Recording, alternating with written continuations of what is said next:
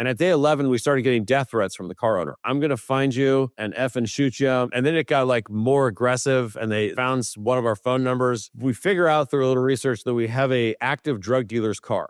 And where are you like revenue-wise today? I was going to defer on this one, but I'll throw it out there. We're about $4 million a month right now. And finally, the guy comes in a half hour late and we'd pretty much already agreed the terms. And the guy sits down. I'm not exaggerating. He's like green in the face. He's like having a hard time focusing. And I go, you good? He goes, I just lost $8 billion. That's product market fit. Product market fit. Product market fit. I called it the product market fit question. Product market fit. Product market fit. Product market fit. Product market fit. I mean, the name of the show is Product Market Fit. Do you think the Product Market Fit show has product market fit? Because if you do, then there's something you just have to do. You have to take out your phone. You have to leave the show 5 stars. It lets us reach more founders and it lets us get better guests. Thank you. By the way, if you're a fan of this show, you should definitely check out the GTM Now podcast. It's hosted by Sophie of GTM Fund, and they tell the stories and tactics of how the top 1% of operators, founders, and investors build, scale, and invest. It's one of the best podcasts for founders and revenue leaders that are trying to figure out how to grow. Just search GTM Now podcast or check the show notes. Brett, welcome to the show, man. Thanks for having me. Dude, I look forward to hearing your story. I mean, you started ServiceUp, which is kind of in the auto space in early 2021, which is a pretty crazy time to start any kind of business, but especially one that isn't like kind of fully online. Correct. And it actually popped out of a failed auto shop because of COVID. So in failure comes success, or at least more work. Let's kind of dive into it. Yeah, like tell me a little bit about that time, I guess, in 2019, 2020. Like what were you up to then and what leads to the idea for ServiceUp? I'm a business guy through and through. Anything I've ever done has either been with smart engineers, partnered up with smart engineers, or part of early founding teams that had a whole bunch of smart engineers. And I was sitting on the sidelines waiting for kind of the next idea. I knew I at least had one more startup in me because they're all consuming 7 days a week, 24/7. Sometimes you ruin your life by accident. So I'd get proposed ideas and I could always poke holes in them. Either too many people in the market sucked, the TAM's not big enough. And then ServiceUp came along and it was very easy for me to understand when I started to look at it. The TAM's enormous just in the US, depending on what numbers you look at, could be 250 billion. And the technology is extremely fragmented and broken. Since I'm in this space now, I try to be polite to some of my peers, but in reality, the technology sucks. So there was a massive market opportunity and I never actually seen such a large TAM that had not been transformed yet. And so we jumped in. Who came to you with this idea? There were 2 original founders. One of them was an auto shop person. The other was a hotel hospitality person. Neither one of them had ever spun up a startup. I'd already done 2. One worked, one failed. I'd been early on at other companies. Like I was early on at Cloudera. They said, hey, what do you think? Should we do this? And I called somebody else up who was currently in retirement. And I pulled them out of retirement as the technical CTO because they were living down in Puerto Rico thinking they were done, living like the retired drug dealer lifestyle, big compound on the water. They moved down there because they could buy a massive compound for $10 million instead of like Florida or California for $100 million. And the funny thing is they thought they moved down there to be done. They were 35. They'd already spun up 3 companies, sold all 3. And then he quickly realized he was down there with his wife and kids and would rather work and suffer building companies. Yeah, it's the retired life a lot of times like looks better than it is. Or so they tell me. I mean, I have no idea. I gotta work, dude, but that's what I've heard. Me too. And every once in a while, I'll be like, take like a 4-day vacation and go to Mexico. On the 3rd day, I'm like, maybe I could do this for a long time. And on the 4th day, I'm like, I am bored. Let's get back to work. Exactly. Yeah, 100% dude. And how crystallized is the idea when these 2 guys, the 2 founders come to you? At a high level, not much at all. I'll summarize it by this. A lot of my career has been in data, either moving it, transforming it, or storing it. Early on in my career, like when I was really young, I'm kind of old and gray now, but like I was at Oracle when Oracle was the beast. What year is this? 2000. And so I've always been around data, either complex or easy stuff to understand, but half the time I'd explain it to somebody not in tech and they'd be like, what the hell did you just say? Like edge computing, what's edge computing or what's Hadoop or what's open source? And so when this one came along, I started telling people what I was doing. And I basically would say, you could repair your car on your phone, pretty simple. And everybody's like, they would think about it like, wow, car repair really sucks. And now I can pull my phone out, hit a few clicks on the phone, have somebody get my vehicle. The vehicle goes away. I approve it on my phone. I pay for it on my phone. The vehicle comes back. And everyone's like, wow, how's that not been done before? And so we actually started in the consumer world. And then over time, 2 years, we pivoted to B2B and then B2B to C through insurance providers. When the founders came to you, that was the idea. It was like, use your phone and you just pay for repair. They come pick it up, do it, and bring it back. Yeah. The core idea was born because somebody's shop got shut down. Instead of telling their clients that they were shut down because of COVID, because the rent went up too much, they just went out, they signed wholesale deals with other shops in the general vicinity within a 5-mile square radius, said we're offering pickup delivery. And then after about 4 months, they started looking at their numbers and they're like, hold on, I got no overhead. I got no assets. I got no mechanics. All I'm doing is taking money on the float between the wholesale deal and what I'm charging my clients. And they're like, I wonder if I could put this in an app. They put it in an app. It got more efficient. But this was just delivery, or this was actually servicing cars? Servicing, moving and servicing. They would call up other facilities and say, hey, do you need an extra car today? There's wholesale rates within the mechanic world. And so they would get a wholesale rate because they were a shop. And then they started to figure out it was also a capacity model on the shop side. So like a lot of mechanics would be like full up, but if they had brokered 20 deals with the shops in the area, any one of them would want a car that day. And then they would just charge a consumer rate. So when we first started, our consumers were paying the going rate, the average rate in any geographic region. And then we were brokering wholesale deals, which was anywhere between like a 50 and 30% discounts to shops already in the area. And they would take it because instead of having a mechanic sitting around with his thumb up his backside, eating donuts, watching pornography on his phone, he could do some work and make some money. And the shop would not lose money, but they wouldn't necessarily make money on the transaction. So it was more of a capacity model on the shop side. Okay, got it. That was where it was born, right? So this idea of basically taking demand and then letting other people actually do the work and then just bringing it back to the customer. Yeah. And I quickly realized we were just going to steal everything DoorDash did. I mean, it was exactly DoorDash just for working on cars. I mean, when we started to scale and push into new markets, we would have to go into a new market, find users, find shops. DoorDash would have to go into a new market, find restaurants that wanted to be on the platform, find people who were hungry, and then hire drivers. So we 100% just stole everything DoorDash did in the early days, and then quickly also figured out all their mistakes and started to like iterate on those mistakes. Are you also three-sided? Like obviously you have the shops, you have the people, and do you need drivers as well?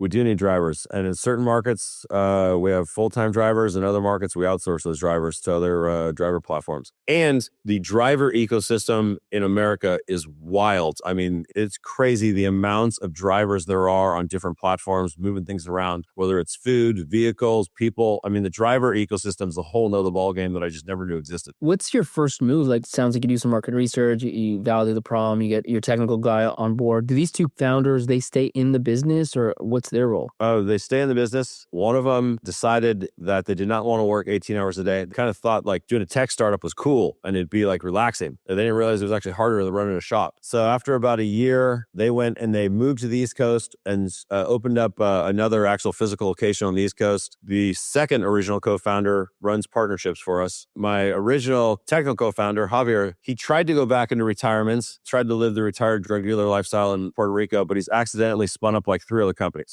These guys come to you with the idea of you being CEO, or they come to you like as an advisor? Like, how does that even happen? They wanted somebody who had built companies before. So like the whole idea of like 0 to 1, which I think is like your kind of your main premise on the pod. I've gone 0 to 0.5 before. We threw a few $100,000 into something. We built a widget. We sold it for a few million 15 years ago. I've gone 0 to fail before, where we couldn't get a second round of funding when we were doing social betting. And, right after Facebook went public, everybody on earth thought social wasn't going to work. Nobody's going to make money on it. So we couldn't raise another round of funding there. And so I got the bruises. Like I got scars, I got success. I've watched other companies been built up and sold for billions. I've been in rooms where people have tried to acquire us. I actually was sitting in a room one time where there was a dispute over paying $4.5 billion or $5 billion. And I got invited to the meeting. They told me to introduce myself and shut up and listen. So I did. And I sat there and I thought it was 100% science. I just figured like to be writing like the stuff on like the whiteboard that like was indisputable. And they were arguing over $500 million like it was just dust in the wind. I'm like, what? Crazy. What the hell are they talking about? So they came to me because I know how to build. I know what works. I know what doesn't work, I think at least. And so I was kind of the guy that they knew could get a founding team around them, and actually start to raise money. And raising money for this one was pretty easy. Was that your first step? Like that was the first thing? Like once you kind of got behind it, you went on raise funds? Yeah, I raised funds immediately. We raised about $2 million in seed. And I was shocked at how many people looked at the idea, looked at the core of the founding team, and said, okay, here's $100,000, go to work. What do you think that was? Was that, I mean, 2021 was a hype time for sure. How much of it was that? How much of it was actually just the core idea being great, the founding team being great, et cetera? I think I had a reputation for willing to work so hard that my skin would melt off my body. And my CTO co-founder had already sold 3. And then the idea is just so basic and primal. Everybody exists on their phone, and there was no real way to repair a vehicle on your phone. So between the founding team having a good combination and the idea and the TAM being enormous, like I said, I was actually shocked with how easily we raised 1.8 in pretty big chunks, mainly $100,000. We had one check for $250, another for $5. But all kind of like angel types mainly? All angel types, either people who knew me well or people who know those people well. So taking money, I used to consider absurdly stressful. And my father-in-law invested in ServiceUp. And I went to my wife and I was like, hey, your dad wants to write me a $100,000 check and I don't think I want to take it. She goes, well, why not? I go, look, I will take anyone's $100,000 on earth because I know I will treat it properly. I'll have respect for it. I will work hard. But I really don't want to hear about how I lost your dad's $100,000 at Christmas in 10 years from now. And she looks at me and she goes, well, what are you going to do when you turn it into $1 billion platform? And he's even more pissed off. So I was like, okay, fair point. I'll take his $100,000. It is a different vibe, right? Because like, first of all, a lot of these people, they don't have a portfolio, you know, when it comes to like angel checks. I mean, they're probably just betting on you, specifically like friends and family, right? And there is a different weight to, you know, somebody who's a professional angel, let's say, bets on many different startups, understands not just the risk, but is set up to handle those risks because some will win and some will lose, versus the ones who made a bet just on you. And like, that's the only tech investment. And even if you do everything right, I mean, you've seen it before, like some don't work. So it is a totally different vibe. And I've actually evolved over the years because I've taken angel checks for multiple, 3 different companies now where I was like handling the checks and handling the money and handling the fundraising. And it used to really keep me up at night. I mean, I'm talking like just not being able to sleep for days because I was like, holy shit, like I just took in all this money from all these people I know. And I've slightly evolved to where it's like, I know I'm going to be frugal and wise with the cash. I know I'm going to work my ass off. I know how to operate. And these people also understand there's risk. So I still take it absurdly seriously. But at the same time, I understand that the dynamics a bit more. I was actually having coffee with somebody I used to work with, used to be a CPO on one of my teams. And now he is a founder and he is starting to take checks. And he looked at me over coffee. He goes, I always knew that like being the actual founder was a little different than like being one of the original 10 or 20. But he goes, taking this check stuff, man, this is really stressful.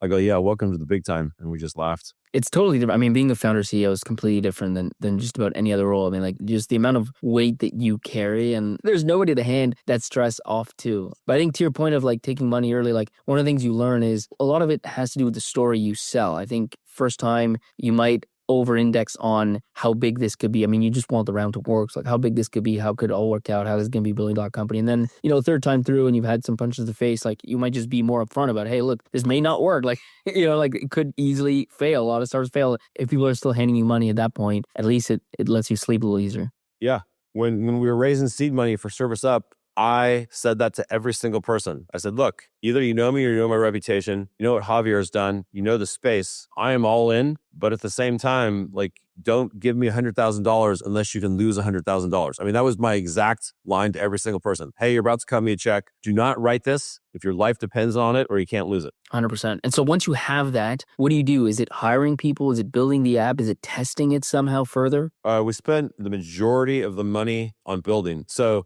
Javier was down in Puerto Rico.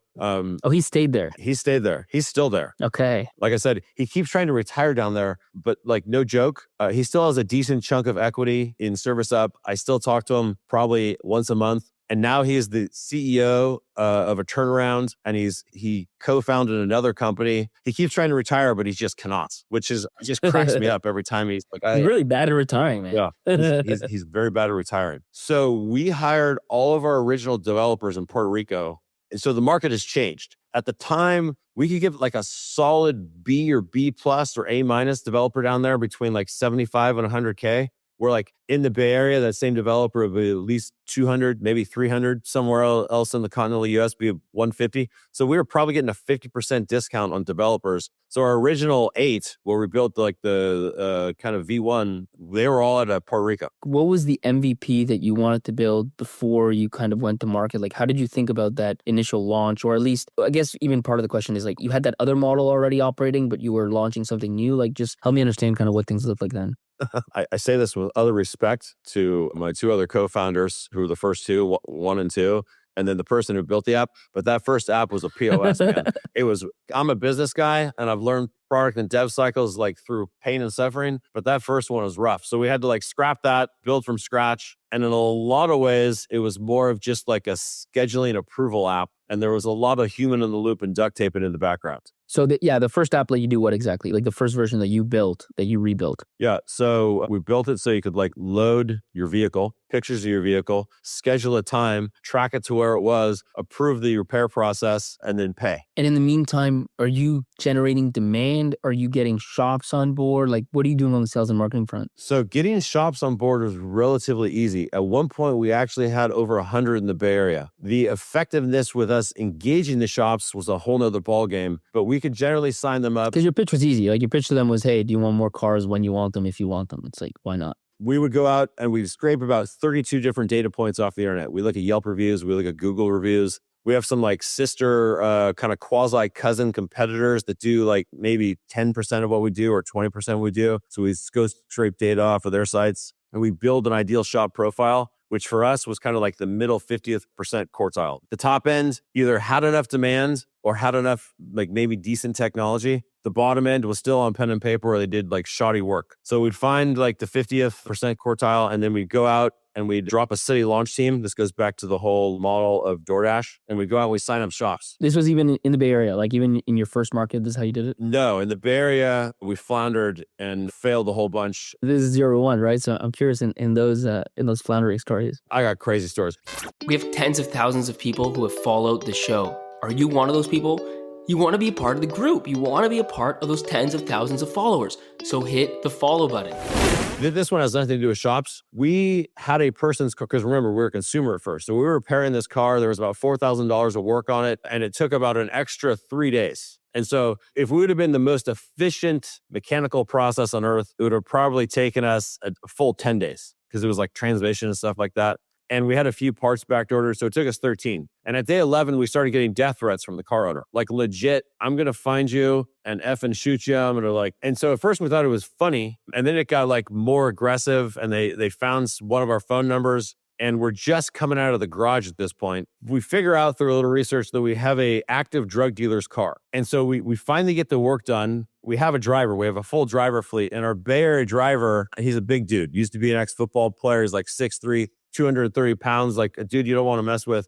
So like, we'll have him return the car. And then the death threats were getting so like, they looked up our address. So like, So we go to the police station in East Palo Alto. So like Palo Alto, obviously high end, East Palo Alto, a little more or less high ends, if you get my points. Go to the police station and we say, hey, we show them all the death threats. We'd like you to come with us to return the car. And we're still going to try to get paid. Like we still want our pay. Right. And the police officer looks at our driver and says, oh no, that guy's done home invasions. He's been rolled up on numerous charges. He spent half his adult life in jail. We're not going to help you. Oh, wow. Hey, hold on, time out. Our driver calls us. And he's like, the cops won't help us. I'm like, this guy is so dangerous. The cops won't help us. They're like, yeah. The cops said we're on our own. So we basically dropped the car off around the block from his house and sent him a text that said, you don't have to pay anymore. Your car's there. Sorry, it took an extra 4 days. Oh, wow. Oh, yeah.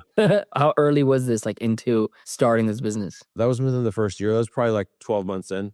Got it. By the way, I always say that 90% of consumers are pretty easy to handle. And then 10% of consumers absolutely obliterate your efficiency and nearly shut you down. Whether it's a crazy soccer mom or a drug dealer who was like threatening to kill you, who actually probably is carrying a gun. So one of the reasons why we got out of consumers is because we are much more operationally efficient and our money is a lot cleaner just in B2B. Once we get like 70% automated, and we're about 30% automated right now, we probably will go back to the consumer world because it won't kill our operational efficiency as much. Yeah, walk me through. I mean, we'll talk about the switch to B2B, but maybe just that first year in the Bay Area, you say shops are easy to get on, they're hard to engage. So like getting this kind of two-sided, in your case, three-sided marketplace, like it's all about just that kind of supply and demand matching. Like how do you get consumers? How do you engage the shops? Like how do you make things spin in an efficient way? Early on, we were trying to do social. We were going to the big tech firms, engaging their HR departments, and we still work with Apple, both from Apple's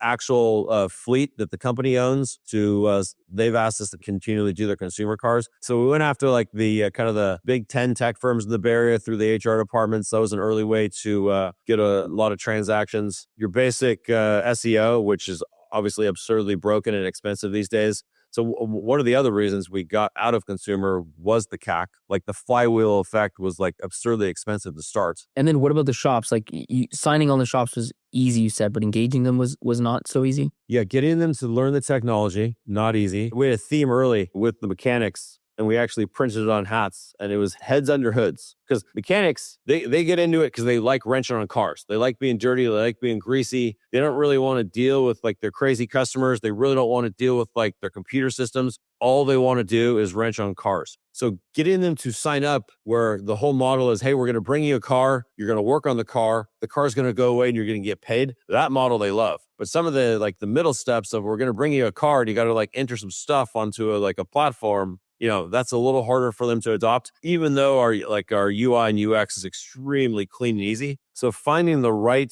mechanic profile was also key in finding the right shop profile. How did you solve that? Was it about product or was it more about ICP, just finding the right person at those early stages that would just go through the steps you needed to go through? Both. It was refining, taking as many steps out of the process as possible, and then leaning into maybe a mechanic that's, let's call it under 40 instead of over 40, who like is a little more tethered to kind of a device and understands the like flow. Just remind me, so you raised your seed when in 2021? By the end of 2021, most of our seed had been raised, and then took in a little more money at the start of 2022, and then Tiger Global led our Series A. When was this?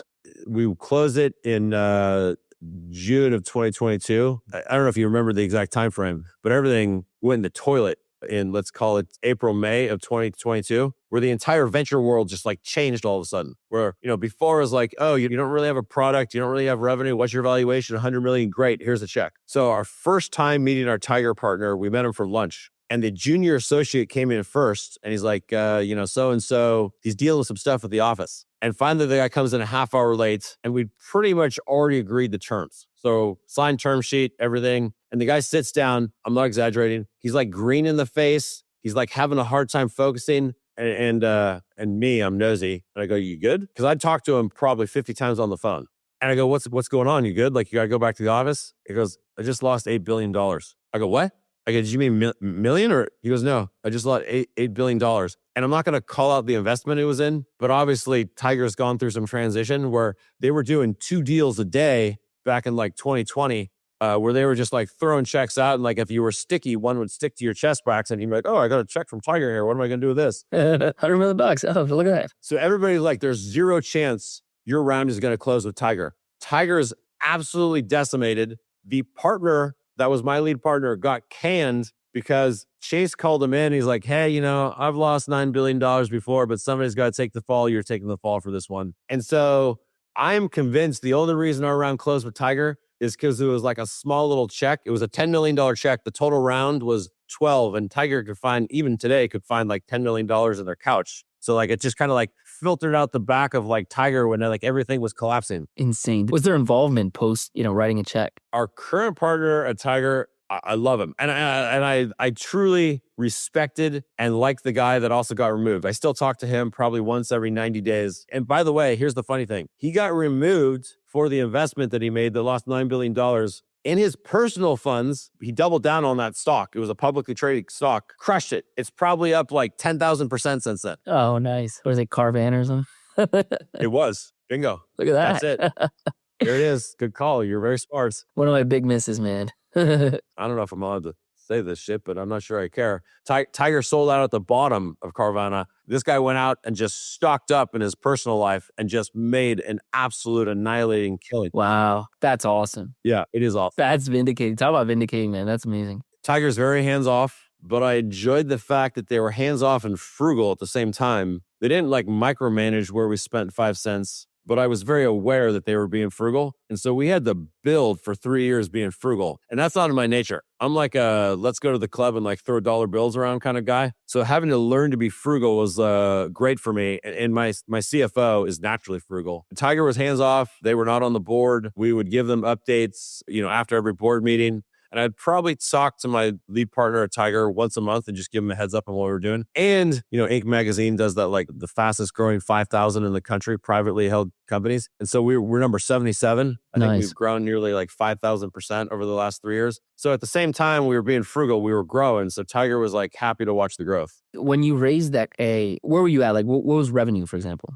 Don't quote me on this or don't put me in jail if I'm wrong. But I really think our revenue was about $100,000 a month then. Okay. Would you say you had like product market fit at that stage or not yet? I would say no. I would say we had concept market fit. Did we have a product that actually solved the problem? No. And I could argue that we still don't have a product that fully solves the problem. And were you just in the Bay Area or what cities were you in? When we raised the A? Yeah. We were in the Bay Area, LA, and Denver. So we're in 3 markets. And now I think we're in like 86 markets. How did you decide to launch like that second and third market? Like where did you wait for the Bay Area to get to before you did that? We decided the Bay Area was a mildly obscure market for multiple ways. And we wanted to explore a market that had an abundance of repair facilities. There's like a mechanic or a collision facility like on every street corner in LA. And so one of the things that we quickly learned was supply and demand was also constrained around how many shops there were in a geographic region. We assumed that if there were a lot of people in a geographic region, there meant a lot of vehicles, especially on the West Coast. And so the market would be good. And what we figured out was there has to be a certain amount of shops where the shops have capacity that they want to fill. So an example is Denver, Colorado. There's not as many shops. And so the wait time is always generally a week to 3 weeks if you call up and you're a normal human being or if you're a large fleet manager. And so you have to pay accordingly. And this is just what? Inefficient market? Like there should be more shops in Denver, Colorado, and people probably should go there and open up shops sort of thing. Correct. Tell me about like the best, like of the early cities, which one was like the best launch and why? In Nashville, we found a few shops that were willing to work 7 days a week, 24 hours a day. And so that made us absurdly efficient and they did good work. So we kept them filled up. At one point, we were about 75% of their total repairs and they spun up 2 other facilities. So in an ideal world, we find multiple shops that are willing to go 7 by 24, like legitimately, because a lot of the stuff with the last mile delivery vans, they want that stuff done in the middle of the night. So the more we can find people that are willing to wrench and grind in the middle of the night, the better off we are. Talk to me about the B2B transition. Like how did that happen and what did that do to the business? So we're doing consumers. It's cruising along fine enough. There's a lot of issues in that statement. And then DoorDash contacts us and they're like, hey, will you repair our drivers' cars in Phoenix and LA just as a test case? And so we're running around the office, high-fiving each other, like, cranking out like more beers and Red Bulls, thinking DoorDash, like all of a sudden we're going to have access to like thousands and thousands of cars without having to go out and like find each individual one. So we get really excited. We launch in LA and Phoenix, and then we quickly figure out that DoorDash drivers are just not our ideal customer profile. One, they're frugal. And pretty much most of them are driving cars that are like a little more beat up. And so they don't really want to put money into them. And then it's also the way they make their money. So they don't want that thing to be like out of service for even 12 hours. It's all the worst things. Don't want to pay, want it done fast. Like it just the worst entire things ever. And so all of a sudden in a 45-day period with this pilot we launched, our margins went down. Our operational efficiency got annihilated. It was horrible. And so once again, it's like that lesson of like, this is going to be great. Oh my gosh, this is like horrible. But we started thinking, maybe there's like other businesses that we can go after. And so we started exploring what businesses needed like most reliability, but also had the highest kind of price points for repairs. And so we got heavy into collision work with last mile delivery fleets and rental car fleets. And that was the pivot. Once we started looking at our average repair order price with consumer was at about $800. Our average repair order price with last mile delivery fleets is about $4,000. Well, why is that? A lot of it was collision, as simple as that. Like we were doing simple oil changes, filters, basic stuff. Every once in a while we get in complex mechanical. Every once in a while we'd like do dent removal. But when we got into like heavy collision work, Some collision jobs are $10,000, others are $2,000, but our average repair order wound up being about $4,000 just when we started to pivot more towards collision and getting away from minor mechanical. And we still do minor mechanical and major mechanical, but the pivot to also including collision was pretty big. Do you have both right now or just service B2B? Do you still service direct consumer? We just go to the consumer through insurance companies. So we have an entire insurance practice where we're engaged with the insurance provider, and then the insurance provider, you can't do steering. So like an insurance company cannot tell you where to get your car repaired. They just have to suggest. And then we're one of the suggestions. They say, hey, if you want your car picked up, everything will be managed. You won't have to deal with it. Use this company. But I couldn't, if I'm in one of your cities where you're enabled, like download the app and just like order you for some random maintenance issue? Not anymore. Not right now. Okay. But the plan is you want to go back to it. I'm of the belief when we go out and raise like maybe a C round for $250 million, we'll throw $100 million and like go in and conquer in the consumer market. And so tell me, your last round was a Series B, right? How much was it? $55 million. We just closed it 3 months ago. And where are you like revenue wise today? I was gonna defer on this one, but I'll throw it out there since I'm just talking from the cuff. We're about $4 million a month right now. Nice. Okay, so almost like 50. Let's call it. I'll be accurate. Our biggest month so far has been 3.5. I won't exaggerate that. Okay, there you go. Well, that's great, man. That's many tens of millions. Let me stop it there. I'll ask the last few questions that we always end on. The first one, we kind of touched on it, but maybe you can expand on it, because what I always ask guests is, when did you feel like you found true product market fit? I could answer in 2 ways. I don't actually feel like we've fully found it yet. I feel like we're still feeling our way. I always feel like we're 4 to 5 times better than anything in market right now. And I feel like we need to be like truly 10 times better for some of these large fleets to fully rip out the ugliness that they have installed over the last 30 years. So 1, I don't know if we're there. 2, Amazon thinks we're there. So I'll go with that. We're pretty deep in the weeds with Amazon. I would say they're either going to turn us into a multi-billion dollar platform, or they're going to bankrupt us. And on any given day, I don't know which one it is.